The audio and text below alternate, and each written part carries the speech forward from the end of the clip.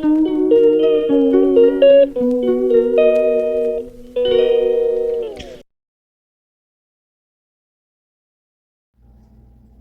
right, I am back for another video today.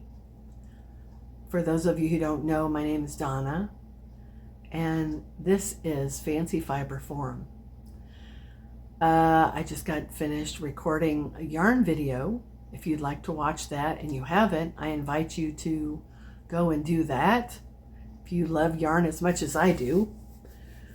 But this video is a little bit personal. I don't know what I'm going to title it, but just know that it is a little bit personal. So if you're not interested, if you're only here for yarn, you may not want to watch. But if you do, just be kind in your comments, please. Just be kind. You know, this is really a difficult time for me. If any of you are familiar with my channel, you know that I have two dogs. I have Goober, who is right there, and I have Bean. Bean currently is downstairs in his crate because he is on quarantine. Why is he on quarantine, you ask?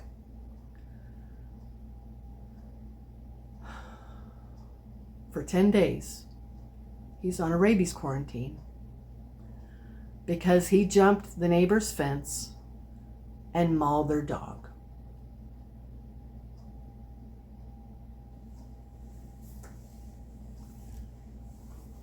I haven't cried over this yet, but I believe it's coming. It happened yesterday afternoon, early afternoon. I let the dogs out as I normally do.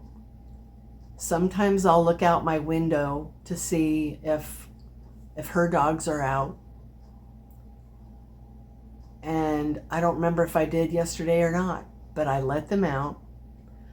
And I think I was in the kitchen and I looked out the kitchen window and I saw that he had jumped the fence. First time. He did jump the fence on this side of the yard like a week or two ago. There's no dog over here. They don't even have a fence over here. So he learned that he could jump the fence. This fence over here is like 4 feet high. Some of it is buried in the ground. I don't know why, but some of it is buried in the ground. So it's nothing for him to jump that. I am thankful he didn't do that until yesterday, but I wished he hadn't yesterday. So I saw what he'd done. So I have to go out the side door here, walk all the way, well, not all the way, but I got to walk around the house and I got to walk the whole length of the backyard to get to him. And I'm in my slide-on slippers. Granted, it had hard soles, but I'm in my slide-on slippers trying to make my way across the snowpack in my yard, careful not to fall, to get to him. Nobody is out in their yard. I don't remember whether I went out. No. I went out and I think I must have seen him out there. So I came back in, I grabbed some bacon that I had made that morning. Went back out, trying to lure him back over the fence with the bacon. That wasn't going to happen. He was laser focused on what he was doing. They have two dogs. One dog is a Shiba Inu Husky mix. The other dog is a white bulldog, not the real short, squatty one, the next size up. I don't know how old he is. He's male. I don't know how old he is. He gets around kind of slow. That might be because he's fat and he's got short legs. I don't know. Shorter legs. I don't know why he gets around so slow. So it was very easy for Bean to take him to the ground. So I'm out there. I can't jump the fence. I'm not about to try jump the fence knowing that there's snow and ice on the other side and I could slip and fall and crack my head open. I'm not going to do that. So I'm trying to call him off, yelling his name over and over and over. He wasn't listening. Finally, she must have heard me yelling. She comes out. She's never been kind to me. In the year we've been here, she's never been kind to me. She's always either not said anything or said something derogatory. I don't know why, because of my dogs, mostly since July when we got Bean. Before July, really not much has been said, but any encounter we've had has not been pleasant. She's always on red alert. And I suspect because they I'm not going to say. I better not. Anyway, so she finally comes out. The next 10 minutes is kind of a blur as far as what order they happened. She came out, immediately starts yelling at me. Her whole focus was on me. She wasn't concerned with trying to get these dogs apart. I can't cross the fence. She's yelling. She goes back in the house. A little boy was out there, closer to the dogs than she was. He's trying to break them apart, not with his hands, but with stuff. He's probably, I don't know, he might have been 8 years old. He had no business being near those dogs. She wasn't talking to him. She was yelling at me. I told you this would happen. She goes back in her house, comes back out of the house, has a gun in her hand. First like this. Then she points it at me from her door, which is probably, I'd say maybe 15 feet away. Points it right at me. I told you. Still yelling. Dogs are still, I'm trying to get close enough to grab Bean. And at one point I had grabbed him by his hips. I had a hold of the skin right in front of his hips. Had his tail at one point. He got away from me, I don't know what finally caused them to break up. I don't know. It wasn't any effort of her. She grabbed a big old bowl of water, dumped the water, and starts beating my dog with the bowl. I don't know if that's what broke him up or not. I don't remember. It's a blur. They get him in the house. He was not in good shape. He was not. Those things I saw yesterday, I will never forget them. I had a very hard time falling asleep last night because all I could do was hear myself yelling, Bean, Bean, Bean, Bean, Bean, screaming, and watching the brutality of him attacking this dog.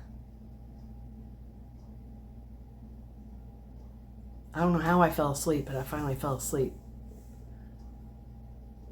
That's going to be something that I will carry with me the rest of my life. Not her, because she wasn't watching it. She was focused on yelling at me. She was more concerned with me. She even came up, I don't know how close she was to me. She was probably, I don't know, maybe 2 or 3 feet away. Not even that. Probably 2 feet away, doing this. I'm 62 years old. She's probably in her 40s. If that. Raises her fist to me. This was after the gun. And she said something. I was trying to get the dogs apart. She said something like, I should beat your face in. Something. She said, I should something. I don't know what came after that. And I looked at her. I said, can you just please help me? That's all I said.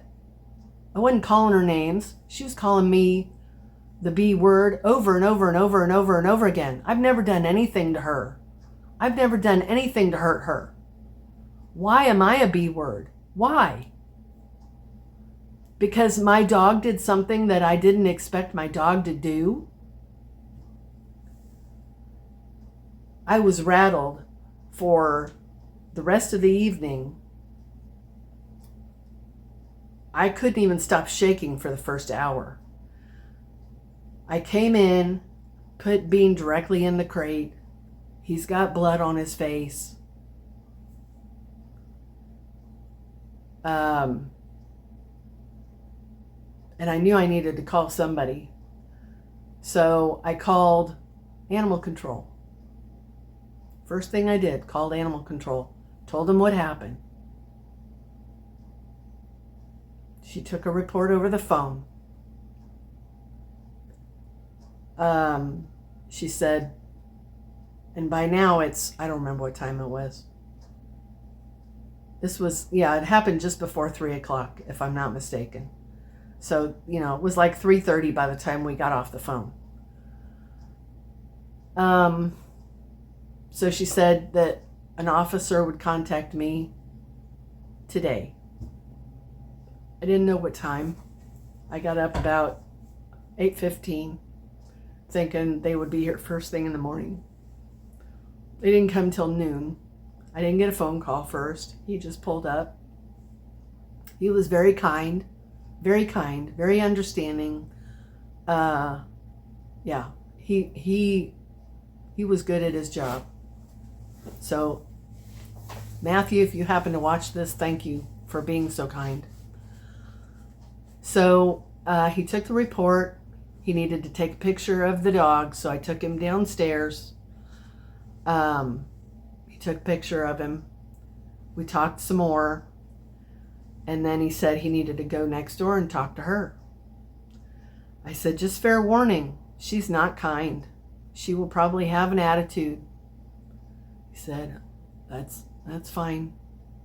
I know how to handle people like that. I do it all the time. I would have liked to have been a fly on the wall to see their interaction, because it was probably a lot of, I told her. I'm sure it was a lot of that. So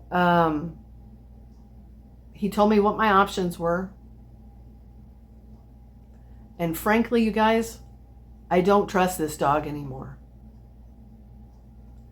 I saw the beginnings of what happened over there, which was him height seeking over this dog, meaning he was trying to have a taller position, which is easy because he's a little bit taller than the dog next door. Not by much, but he's a little taller. But he would put his head on the back of the dog's neck, wanting to be higher. Well, today I've noticed him doing that with Goober. I don't trust this dog anymore, you guys. I don't. And from what I saw yesterday, it can happen in a split second. And as a friend of mine said, he's already tasted blood. He already knows what it's like to be a fighter. So it wouldn't take anything for him to decide to get in a fight with Goober. I'm not having that, which is why he's down in the crate, because he did the same thing with Goober, had his head on back of Goober's neck. I just don't trust him anymore. So, per the instructions of animal control, he is on 10-day quarantine to make sure he doesn't have rabies. No, he hasn't been vaccinated. Don't come at me with your you should haves and you should haves, because it's too late for that. It's too late for that. And the fact that he is always in a backyard, I don't think he has to. I've done a lot of research on rabies vaccines, and they're not even effective. Their effectiveness rate is terrible. But no vet's going to tell you that. They can get a rabies shot and still get rabies. So don't come at me with you should have vaccinated him. What I should have done was had him neutered. That's what I should have done as soon as I got him. He would have been a different dog if I had gotten him neutered as soon as we got him at 7 months of age. So I have to wait the 10 days. And then I have a decision to make. And I believe I've already made the decision. And that decision is going to be behavioral euthanasia. Because I can't trust him in this house, even with my dog. It's one thing to have to take him out on a leash every time he goes out. It's quite another to not be able to trust him with my best friend, Goober. I'm not going to run that risk of him hurting that dog. I'm just not. And it scared me today when I saw him doing that and putting his head over Goober like that. And they've growled at each other before over a toy. And now that I've seen what he's capable of, I'm not going to put Goober at risk like that. I'm just not going to. So at the end of 10 days, I'm going to contact a vet and put down. If I don't do that, I am going to have to go to court, and I'm going to have to pay a ticket, and I'm going to have him microchipped, and I can't afford all that expense. And I'll probably have to pay her bills if she takes her dog to the vet, which I don't think she will, because her dogs aren't vaccinated either. I'm willing to bet everything I have that she hasn't had her dogs vaccinated, nor does she have a vet, because she went on Facebook trying to gain support for her side, wanting to know if there's a vet and that I won't help. She won't even talk to me like a mature adult. All she wants to do is accuse me and yell at me. She can't even handle this like a mature adult. I understand she's upset. I'm upset. I'm upset. And I would be just as upset if that was my dog. So I really have no choice but to make this decision. But I have to wait the 10 days, because if somehow he comes up rabid, they need to know. I don't think that's going to happen, but I still have to wait the 10 days. So for the next 10 days, I have to take him out in the backyard on a leash to go to the bathroom. And if I see any kind of aggressive behavior, down in his crate he goes. He may just spend his days in the crate. I don't know. I don't trust him at all. At all. I don't know that I trust him with me. Who's to say he won't attack me for whatever reason? I don't know. I don't know. So that's the story from yesterday. I'm sure it's going to be ongoing. She supposedly went and filed a police report yesterday, so I fully expected a police officer at my door today. That hasn't happened, and it's 4 o'clock. So, yeah, I don't know what's going to happen with that. But after the animal control officer talked to me, he went over and talked to her, and I said, I told him, what am I seeing in the reflection? Oh, that's the neighbor across the street. Sorry. Well, I had a sneeze. I told him to let her know that I'm considering putting him down. Because if that keeps her from pressing charges, that'll be good. But I think she's going to continue to, just on principle. Because she don't have the money. If she takes him to the vet, she don't have the money. I don't think she's going to take him to the vet. He had some, I don't think he needed stitches. I think they were probably pretty deep puncture wounds around his head. It was terrible, you guys. So hopefully she doesn't press charges. If she does, I'll pay the fine. I'll pay the ticket. Oh, well.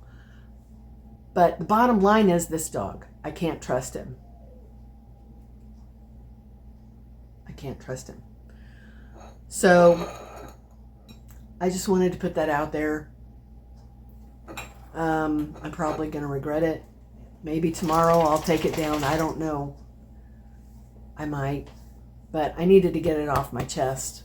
And if nothing else, for me to look back on and remember. So I might even, instead of taking it down, I might just make it private so that I have a record of what happened. Of course, I don't think I'll ever forget it. Hey, Goob, what are you doing? So thank you guys for watching, and I hope you can be supportive of my decision and what I'm going through. And you know, it's going to be ongoing for the next 10 days at least. I don't know what's going to happen. We'll see. But I've pretty much made up my mind that he's going to have to be put down. So he's downstairs whining. It's been a couple hours since he's been outside, so I guess it's time for him to go out again. And he will probably go back in his crate, and he can just stay downstairs with Sam when Sam gets home in about an hour. So thank you for watching. Say a prayer for me if you would.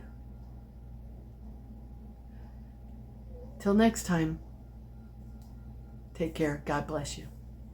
Bye.